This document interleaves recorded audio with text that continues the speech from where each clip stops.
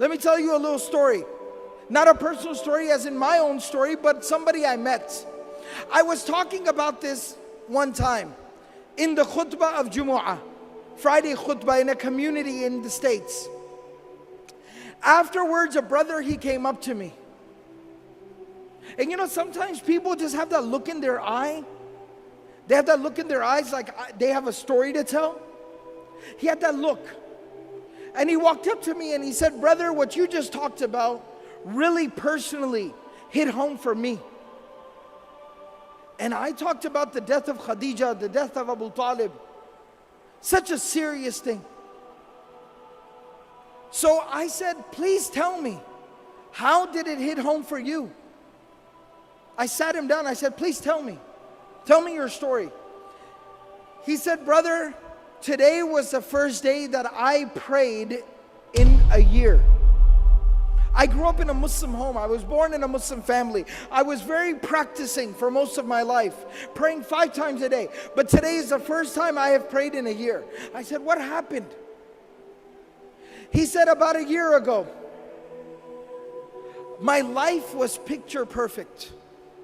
You know, sometimes you have like a 5-year plan or a 10-year plan, your grand plan. And you know, when everything is falling into place, your plan is working out, everything is going according to plan. He said, I was in that part of my life. I was nearing the age of 30. I had gone through college and medical school, working 2 jobs on the side. I had gotten married during that time, found the woman of my dreams, the love of my life. We had 2 beautiful small babies, children, 2 small children. I was in my medical residency, working 16 hours a day. And we were living in a small, tiny little apartment, not in a very good part of town. We had 1 car that was broken down. It kept breaking down every other day. It was very difficult. We were barely getting by. Years and years and years we got through, some way, somehow. I was now nearing the end of my medical residency. So I was starting to get offers from clinics and hospitals and doctors and groups. Very lucrative offers, 6 figures. 6 figures US, big deal. And things were starting to work out. I had not one but multiple offers on my desk. We had gone looking for nice homes so we could buy a house in a nice neighborhood, nice schools for our children. We went to the car dealership and we're looking at minivans and nice cars. Everything was working out. All our dreams were coming true. And he said, one day I came home a little bit earlier than scheduled. I walk into my house. I said, Salamu alaikum, practicing family. I said, Salamu alaikum, as the sunnah is. And nobody responded. I looked at the time, and it was usually the time my wife would put the kids down for a nap, their afternoon nap, and she would take a nap with them as well. So I said, let them sleep. I don't want to wake them up. I don't want to disturb them. So I went, I got some food, I sat down with my books, did some study, answered some emails. After a while, you know when kids, they wake up and they start to kind of fuss and make noise? I heard the kids from the room. The younger one was crying, the older one was talking, I could hear them. I got very excited, as a father does. Let me go, they're awake. It's fun time, family time. So I go to the room and I walked in and my kids are sitting on the bed next to my wife. And my wife is laying there between them, motionless, still, not responding, not reacting. And it looked wrong. Being a doctor, I jumped right in and I checked her and she had been dead. Not now, but for like an hour. She was cold, she was gone. Just like that. He said, brother, at that moment, my life, it fell apart. I lost the love of my life. My children lost their mother. And I lost my faith, my Imaan.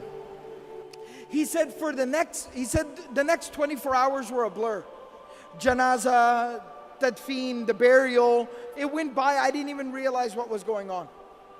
After that 24 hours ended and we buried her, I went to my room and I locked myself in my room, and I did not come out of my room for days. I kept the lights off and I just laid in my room and stared at the ceiling. I did not hold my own children in my own hands for the next few days. My mother and my brother were taking care of my babies. I didn't know what I was supposed to do. After a few days, I crawled out of bed. I reconnected with my children. I tried to get back to work, figure out how am I supposed to work and take care of my kids. My mother and my brother, they helped me so much. Slowly but surely, over the weeks and the months, I put my life back together again. I got back to work. I figured out the schedule for the children. And I started figuring things out, but there was one thing that was still missing. One thing I could not figure out. One thing I could not solve. My Imaan was gone. My faith had been broken. I stopped praying. I no longer had faith. I was struggling. And he said, my brother, who wasn't just somebody who just showed up and just told me what to do. You know, some people, when they give advice, they're never there for you. They never help you. They don't support you. They just show up and tell you what to do. My brother was not like that. He looked after my kids. He stayed awake with my babies when I had to go to the hospital for a call. He's somebody who took care of me and my kids. I respect him. I love him. And he's very pious, very righteous. He prays. He kept telling me every single day, brother, come on, you need to pray. Brother, come on, you need to pray. But I kept resisting and refusing. He said, this morning, today, he showed up at my house and he said, I am not taking no for an answer. Mother will watch the children. You are coming to the masjid with me. You will come to Jumu'ah. You will put your face on the ground before Allah subhanahu wa ta'ala and you will pray. You will make sujood. You will say Allahu Akbar and that hole in your heart will be filled. And he said, and I came to the Jumu'ah, the Friday prayer, I heard the khutbah and you were telling the story of the Prophet ﷺ, how he lost the mother of his children, how he lost the love of his life. And I found the answer to my question. It made sense to me again. Think about this. After going through so much tragedy, how does somebody continue? How does the Prophet ﷺ wake up the next day, go out there and preach harder than he did yesterday, work harder than he did ever before, knowing that he's going to come home to an empty home, knowing that he's going to come home to an empty bed, knowing that he's going to come home and have to look at his children in the face and wipe the tears from their face that their mother is not coming back? How did he persevere? How did he continue? It was at that moment that Allah subhanahu wa ta'ala provided him a solution.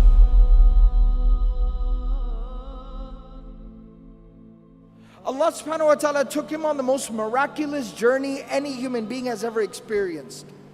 It is called the journey of Al-Isra wal-Mi'raj, the journey by night to Jerusalem, and then the ascension above the heavens. The journey by night to Al-Aqsa, and then the ascension above the heavens. And there he got closer to Allah subhanahu wa ta'ala than any creation of Allah has ever gotten. Even Jibreel alayhi salam stopped at Sidratul Muntaha and he said that you are to go forward from here. And there Allah subhanahu wa ta'ala gave the Prophet sallallahu alayhi wasallam a gift. And that gift was the 5 times daily prayer. And Allah subhanahu wa ta'ala told the Prophet sallallahu alayhi wasallam, difficulties will come. Adversity will knock your door. Tragedies will befall you. But every single time you fall, stand back up and say Allahu Akbar. Every single time you deal with a difficulty, say Allahu Akbar. Salah will heal your wounds. It'll solve your problems. It'll ease your difficulties.